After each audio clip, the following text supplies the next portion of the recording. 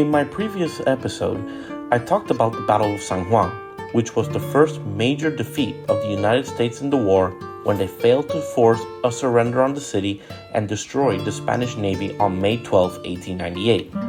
After the Battle of San Juan, the United States focused more on the Cuban campaign, since that was the main reason of the conflict. In late May, one man secretly landed in Puerto Rico and would change the nature of the war on the island. This man was Lieutenant Henry Howard Whitney. He was a spy for the U.S. Army and sent on a mission to gather intelligence on the state of the defenses of San Juan after the attack. Whitney went above and beyond the call of duty and explored different regions of Puerto Rico to get a better sense of civilian sentiment towards the war. He noted that there were strong anti-Spanish sentiments in the southwest region of Puerto Rico and decided to exploit that.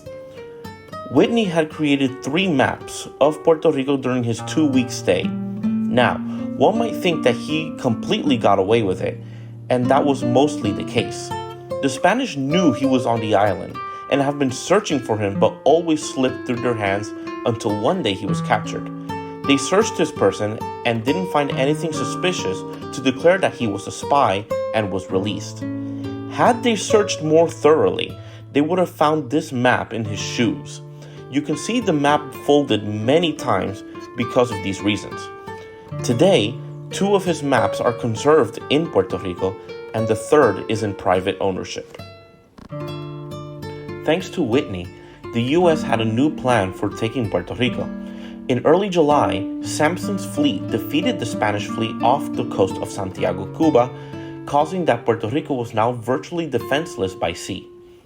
They sent a task force under the command of General Nelson Miles, a veteran of the Indian Wars, to command the invasion of Puerto Rico with an initial force of just over 3,000 troops. On July 25, 1898, the task force arrived off the coast of Guanica and were spotted by the lighthouse keeper of Guanica, who promptly sent a telegram to the port and to Yauco, the nearest town. The message was also forwarded to San Juan and to Ponce, the command center of Spanish forces in the south.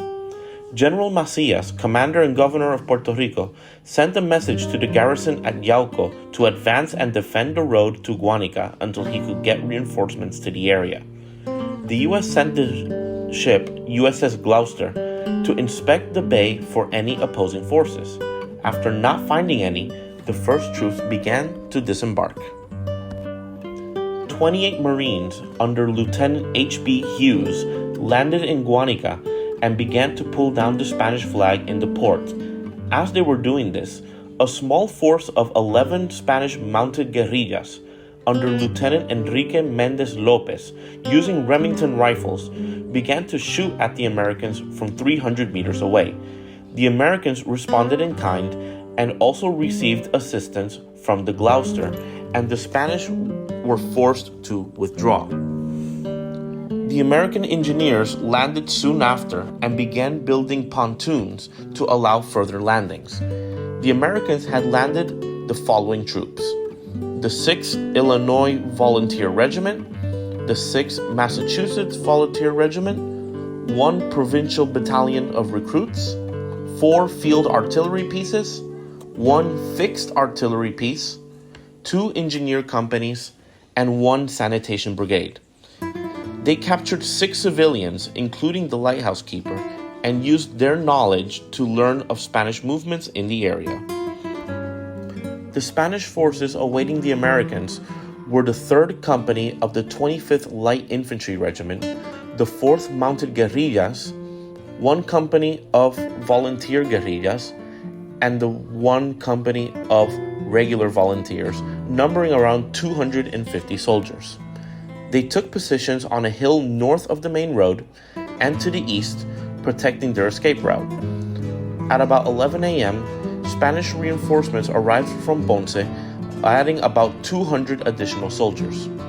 2 additional companies were supposed to have arrived from San Germán to the west of Yauco, but the commander, Espionage, received exaggerated news from the locals that thousands of Americans with hundreds of cannons had landed. the commander decided to make camp and retreat the following day. American General G.A. Garretson takes troops of G Company of the Illinois Regiment with him to face the Spanish positions. The battle began late in the day at 5 p.m.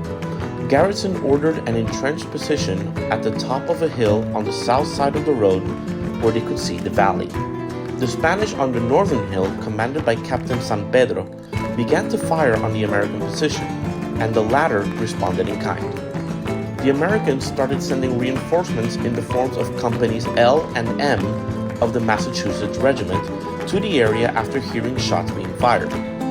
Companies A, C, E, G, and K of the Illinois Regiment arrived at the battleground at around 4:30 a.m. the next day.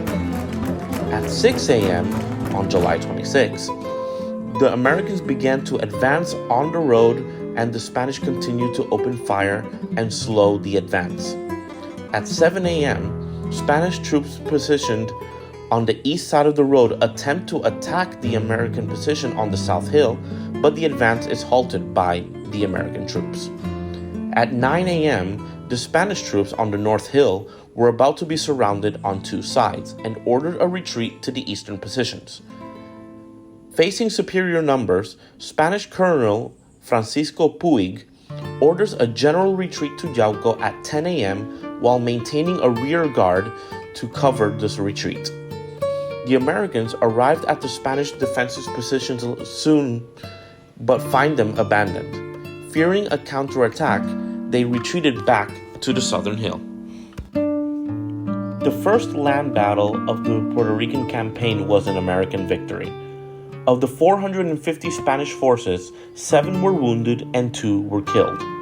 The Americans had 650 troops, of which only 5 were wounded. Combats like these would dominate the war in Puerto Rico for the next 2 weeks. After the war, a monument would be built on the site of the battle where an unknown Spanish soldier who was killed in the battle would be buried by American forces. The monument is the only tomb of an unknown soldier in Puerto Rico. The Spanish would retreat once again from Yauco early on the 27th towards Arecibo. That afternoon, the Americans arrived at Yauco and hoisted their first American flag on a government building, Yauco's City Hall. Next time, I will talk about the surrender of Ponce and the disastrous Spanish retreat to Arecibo.